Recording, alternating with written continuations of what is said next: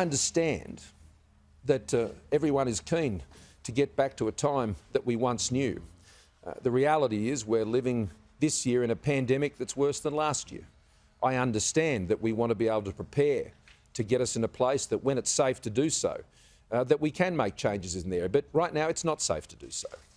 And we are working on plans, as I've said many times, working on plans to enable vaccinated Australians, firstly, to be able to travel around Australia and be able to move around when states from time to time might have to put restrictions in place, but also potentially to travel overseas and have different quarantine arrangements on their return with the sign-off from state chief health officers.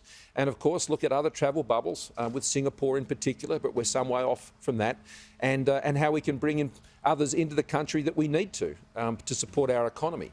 Now we're putting all the plans in place to achieve that, but only when it's safe to do so. And it's not safe to do it now. During the course of this pandemic, Australia have avoided 30,000 lives lost when you compare it to the average fatality rate of like countries in the OECD. 30,000 lives could have otherwise have been lost had we not had the success we've had as a country working together.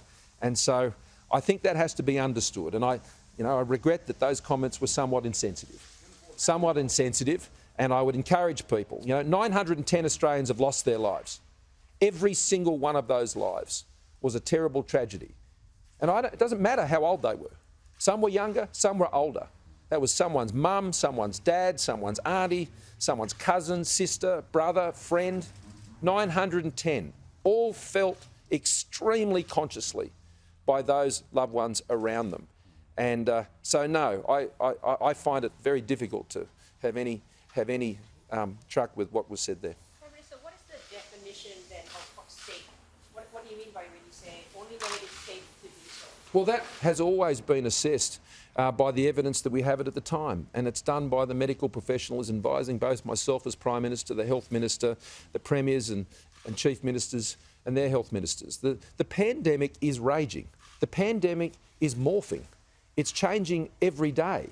When you see the pandemic this year raging through developing countries, then the great risk, as we're already seeing, is new strains, new variants coming through, that not all the vaccines will be equipped currently to deal with.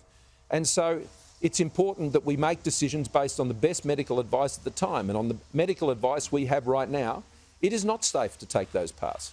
But we will know when it is, based on clinical proven evidence. I'm not going to take risks with Australians' lives. I'm not going to do that.